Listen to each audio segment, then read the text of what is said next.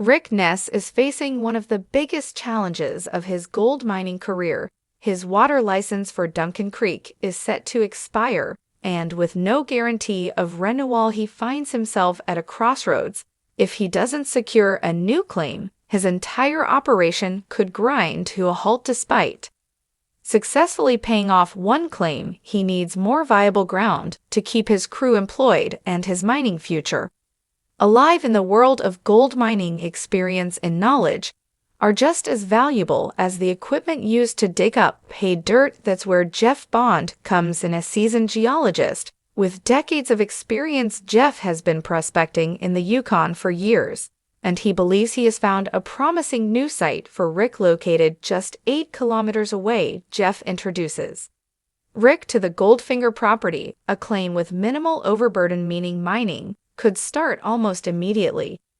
Jeff has done extensive research and presents sample results showing an estimated $15 worth of gold per yard.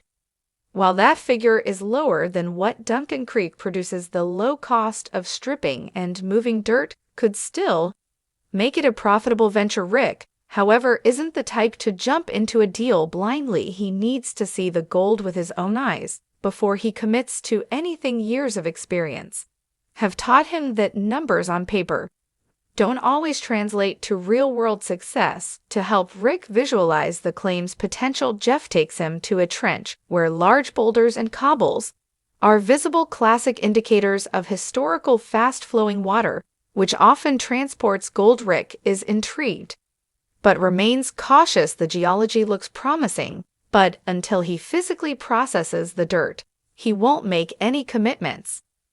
Jeff, being a former geologist with the Yukon Geological Survey, is confident in his findings. He understands Rick's skepticism, but urges him to test the claim firsthand. If the samples prove positive, this could be a game-changing opportunity that secures Rick's mining future. Despite owning some of the largest mining equipment in the Yukon, Rick decides to take a more compact approach for this job. His tool of choice, a small towhind excavator, a machine he's owned for 5 years but rarely used.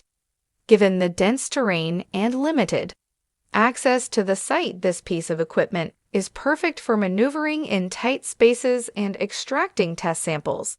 Before heading to Goldfinger, Rick loads up his side-by-side with the mini excavator and necessary supplies. His goal is straightforward: collect roughly half a yard of dirt, bring it back, and process it to determine if the claim holds enough gold to be worth mining. The journey takes Rick 5 miles north to Jeff's claim. While Jeff is looking to sell, Rick is weighing his options carefully before he can start digging. There's another obstacle. Literally, thick alders block access to the trench, forcing the crew to take chainsaws and cut a path through the overgrowth. After some hard work, they finally create enough space for Rick to maneuver his mini excavator into position. But the challenges don't stop there. The small machine proves to be more difficult to handle than expected. At first, it refuses to start, causing frustration. However, with persistence, Rick finally gets it running and begins operating it within the confined space. As he digs deeper into the ground, he starts to notice promising signs. Large boulders beneath the surface indicate an ancient river, but a crucial clue that gold may be nearby. The terrain bears a strong resemblance to the gold-rich deposits found at Duncan Creek, which further raises his hopes that this claim could be worth investing in. With the trench finally open, Rick carefully extracts enough material for a proper test to get an accurate read on the claim's potential. He needs 25 buckets, roughly half a yard of dirt. Once collected, the material is loaded onto the side-by-side, and Rick prepares for the journey back to Duncan Creek. Now all that's left is to process the sample and see if the numbers hold up. If the dirt yields enough gold, Goldfinger could become Rick's next big claim. If not, he will have to keep searching for viable ground before time runs out. For Rick Ness, the stakes couldn't be higher. The future of his mining career depends on finding new land to exploit If Jeff's claim proves to be the right fit, it could secure Rick's operation for years to come, but as any seasoned miner knows, nothing is guaranteed until the gold is in the pan. Rick Ness wastes no time after collecting a sample from the Goldfinger claim. With the fate of his mining future hanging in the balance, he loads up his side-by-side and transports the paid dirt back to Duncan Creek, where his trusted gold processor Heather Folster is waiting. This test is critical.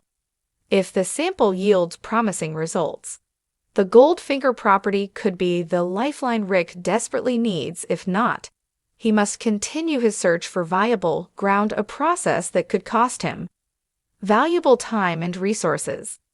Upon arrival, Heather gets straight to work. She is an expert in gold cleaning, having processed countless samples over the years. She knows that mining is a game of trial and error, and precision is key. Rick watches closely as she meticulously runs the dirt through screens, cubes it, and finally processes it on the shaker table. The table's oscillating motion allows the heaviest materials, including gold, to settle into the grooves, while lighter sediment is washed away. Every speck of gold matters, and Heather leaves no room for mistakes as he waits for the results. Rick reflects on the realities of gold mining. It's back-breaking work, dirty, wet, and grueling, but there's a reason he keeps coming back. The thrill of discovery, the camaraderie of his crew, and the dream of striking at it rich drive him forward. Still, the stress of the unknown weighs heavily on him. If the Goldfinger claim doesn't pan out, his operation could be in serious jeopardy. Right now, it's a bit worrisome. Rick admits it would have been nice to stick with a known productive cut instead of chasing something new, but now all the pressure is on the next spot. The hours tick by as Heather methodically processes the sample. Rick's entire crew gathers around the gold room, waiting for the final tally. When Heather presents the results, the numbers are disappointing.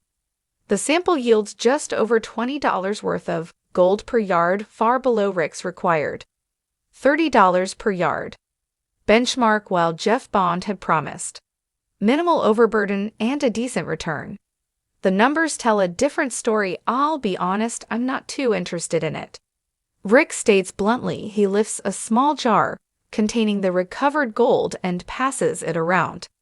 It's a stark reminder of why thorough testing is so crucial. Even with promising indicators, not every claim turns out to be a gold mine. That's part of prospecting. He continues, we need to make sure the ground is worth the effort. Despite the disappointing results, Rick remains determined. He turns to his crew, knowing their loyalty and dedication are just as valuable as the gold they seek. I want you guys to come back, he tells them. At the end of the day, I'll make sure we have the best ground possible. His crew stands behind him without hesitation. They know that mining is full of ups and downs, but their belief in Rick keeps them together around a roaring fire.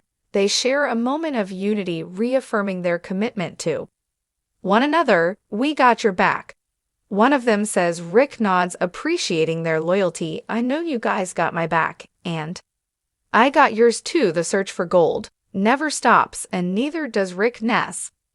While the Goldfinger claim may not be the answer, it's just one step in the long and relentless journey of gold mining. With his crew by his side and his determination unwavering, he will keep pushing forward, searching for the claim that will secure their future. The Yukon is vast, and somewhere out there, the right ground is waiting. The only question is, will Rick find it in time?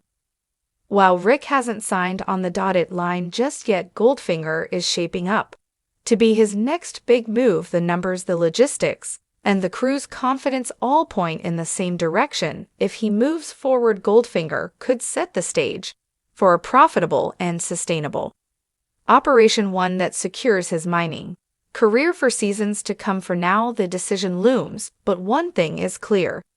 Goldfinger isn't just another claim, it's a calculated opportunity that could define the next chapter of Rick Ness' gold mining journey. With his Duncan Creek water license set to expire. Rick.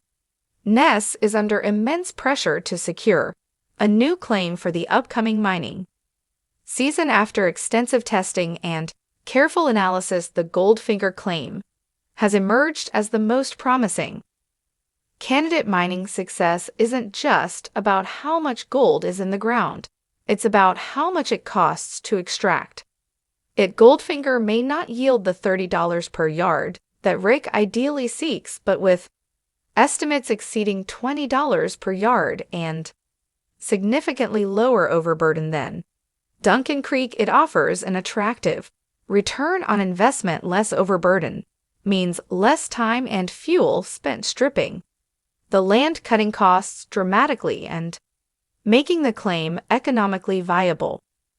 Rick is well aware that no ground is guaranteed to produce, but in an industry where adaptability is key, Goldfinger offers a realistic path forward.